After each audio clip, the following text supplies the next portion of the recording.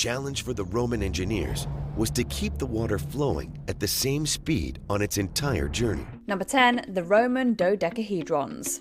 Since 1739, over 100 copper dodecahedrons have been found throughout Europe. These objects are typically quite small, measuring between 1 and 4 inches, and date back to the 2nd century. This one, being a Roman dodecahedron, is hollow.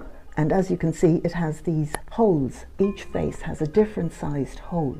While they look like something out of a steampunk movie, we have no idea what they were used for. All sorts of theories have been put forth, ranging from the religious to the mathematical, but the truth may be far more mundane. Some experts theorize that they were used to spool knitted gloves, even though they predate spool knitting by about 1,000 years. This theory has been bolstered by modern technology. 3D printed versions of the dodecahedrons have been made and successfully used to make knitted gloves. Might not be quite true to form with just using this Roman dodecahedron. Number 9. Zhang Heng's seismoscope. Living between the years 78 and 139, Zhang Heng was one of China's greatest minds. He did a little bit of everything, from cartography and engineering to art and philosophy. Zhang also fancied himself a seismologist, because why not? And created the world's first seismoscope. On its outer walls we find perched 8 dragons, evenly distributed,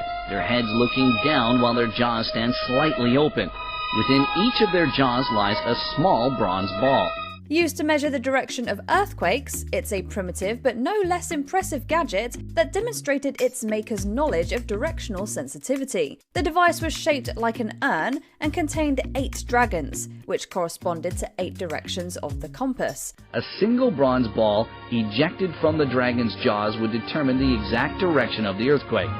This design was at once consummately scientific and simply effective. When a distant earthquake occurred, a ball would drop out of one of the dragon's mouths, indicating from which direction it materialized. It's unknown what happened to the original seismoscope, but various reconstructions have since been produced.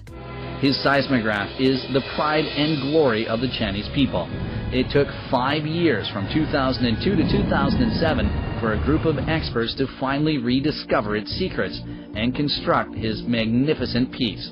Number 8. Roman concrete. When you think of amazing technological discoveries, concrete probably doesn't come to mind. But there's a reason that ancient Roman buildings and bridges are still standing, and that's because they made killer concrete. This is still today the largest unreinforced concrete dome ever built on this planet.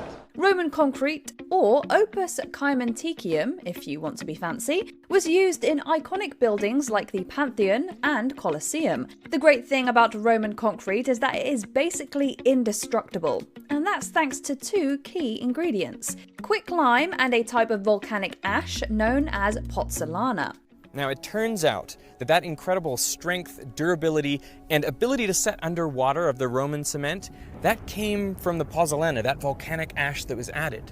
The ash prevents cracks from forming and spreading, but if they did, the quicklime allows them to self-repair. This is the Wolverine of concrete, and the Romans had it figured out 2,000 years ago. Number 7. The Nimrud lens.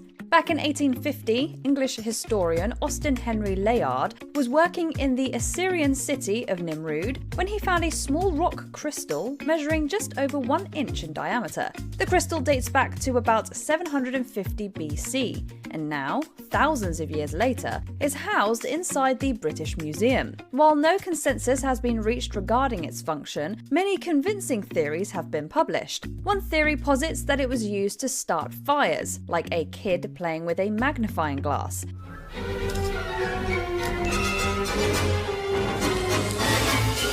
And speaking of, started with a simple plea for help.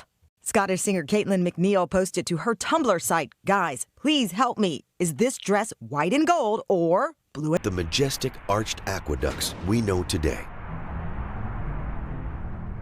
These plumbed into a network of fountains that fed water to 1 million Romans. Aqueducts date back to the Minoans, who likely made the first ones on Crete around 2000 BCE. The Assyrians also constructed complex aqueduct systems in the 7th century BC, bringing water to their capital city of Nineveh. And surprisingly, we're still finding ancient aqueducts.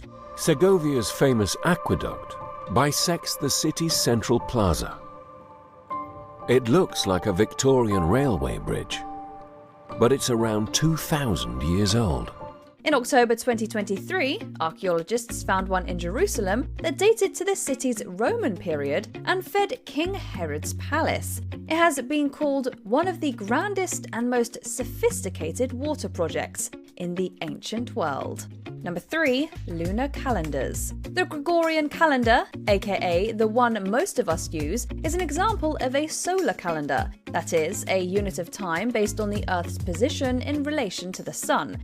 Historically, you could have two calendar systems, either one that's based on the sun, the brightest object in the sky, or on the moon, which is the second brightest object in our sky. This is in contrast to the lunar calendar, which is based on the phases of the moon. While we now take them for granted, calendars are a brilliant invention, and they were made by our distant ancestors. Some believe that the moon was used to measure days up to 30,000 years ago, and markings on a 27,000-year-old bone baton may be some type of early timekeeping device. And in 2004, the National Trust for Scotland unearthed a monument dating to 8000 BCE that they believe is the world's oldest calendar. It represents a time when people became concerned with anticipating, measuring time, and in some ways represent Kithera mechanism. It was not recognised at all as being anything interesting when it was discovered. It was just a corroded lump about the size of a large dictionary.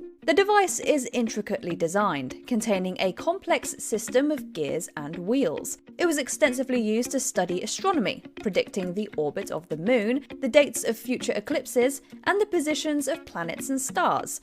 And it uses bronze gear wheels to calculate the cycles of the cosmos. It was also used to track the cycle of the Olympiad, thereby determining the dates of the Olympics. It was an ancient event planner, celestial calendar, and computer, and it's one of the most fascinating discoveries in human history. It is completely astonishing that the ancient Greeks firstly had the conception of making this technology, and secondly, the ability to actually physically make it. Are you amazed by these devices? Let us know in the comments below. So the first part is made of Roman concrete that has inside fragments of travertine stone and tufa stone, which are heavy and very compact.